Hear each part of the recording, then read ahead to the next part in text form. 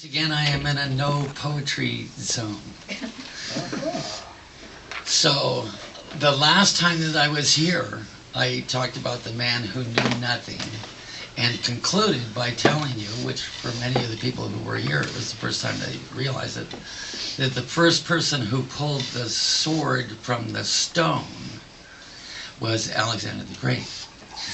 And I said that I was going to continue, turn this into like a series to sort of explain why it is not a good thing to want to conquer the world.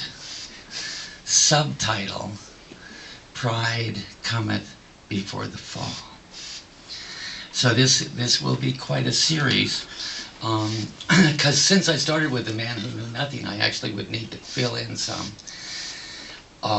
between the man who knew nothing and Alexander the Great, and that would take some doing there too, because each character in there is like very, very interesting, and it shows the history of the development of Western thought, and the different aspects of Western thought, which since that time have just, developed branches. But before I go on, my friend Bedbug Ben said, he watched the video and he said, "Alex, do you tell these people that, do you tell them that this stuff is not true?" And I said, "Bedbug Ben, this is all true." And he said, "I know it's true to you, Alex, but not everybody lives in a multi-dimensional, in multiple parallel universes. So in this universe, you don't want people to believe the things that you are saying." Why not? That's what I said. Why not? Introduce them to a greater reality. Help them to base their conception of truth not just on their physical senses and rationality, but on the world of imagination, and to be able to navigate their way back and forth between the two of them, because imagination opens the doors to many different realms, and I will touch on that later. So just in terms of, nothing in this is true, but it's exactly the way things are type of venue or modality, that's that.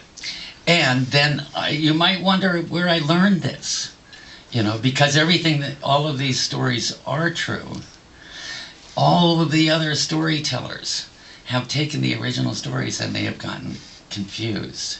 Just like Muhammad said about the prophets gave the truth, the people who started the religion distorted it. So you really need to be able to go back right there in order to know what really happened. And so I learned these stories. I learned the truth from Swami Bubbananda, who lives in the mountains of Georgia. I spent time up there. I had not eaten for 27 days when I got there, because I had escaped I was a fugitive from a chain gang in Georgia. And that's a whole nother story. But after everybody else headed at different places, but I said, I'm heading for the hills, brothers. And I got up there in the mountains of Georgia and met Swami Bubbananda. And he said, "You haven't eaten for 27 days? And I said, "That's right." And it was just a full moon. And he said, "Boy, I'm going to teach you how to live on moonshine." And so we did. And in the course of that, he told me the stories that he told me many, many more stories, but that I'm going to include in on these stories of the, it's never a good idea to want to conquer the world. Subtitle, Pride Cometh Before the Fall. Now, that's my introduction. And I'm not like that preacher I heard one time who said, when I get up to preach, I never know how long I'm going to talk because I get filled with the Holy Spirit. And when the Holy Spirit comes, there is no time because the Holy Spirit is eternal. And then he proceeded to run up and down the aisle, jumping up and down and speaking in tongues. And it was a wonderful, wonderful time. And but I'm not going to do that. I'm going to keep to my time limit, which is now just about over. So instead of telling the story of Alexander the Great, I'm just going to jump to about 85% way through, pretty close to the end, where after Alexander had conquered and unified all of Greece, crossed over to Asia Minor, and burned his boats and went on and conquered, defeated the Persian emperor and went down and conquered Egypt and then went and conquered the rest of Persia and went through Transoxania and all those places and finally got to India. As you'll learn when you hear the beginning of the story, one of the things Alexander generally always did was to go to whoever was considered the greatest teacher or most holy man in the area. And when he got to India, which was a new realm for the Greeks, the Greeks knew Persia somewhat. Xenophon had been there, but they didn't know much about India. So when they got into India, whoa, suddenly they're in the midst of this amazingly rich culture, intellectually rich culture. Bhagavad Gita had already been written. All the Upanishads, the Brahma classes had been active for hundreds of years. And so he asked around and he went to see the greatest yogi in the area. And the yogi was interested to meet him because everybody had heard Alexander. Nobody could defeat him. As far as memory went at that time, he was the biggest conqueror of all time. And he had as his ambition that he was going to conquer the entire known world, and a lot of people thought he would. So this Brahmin was interested to meet him too.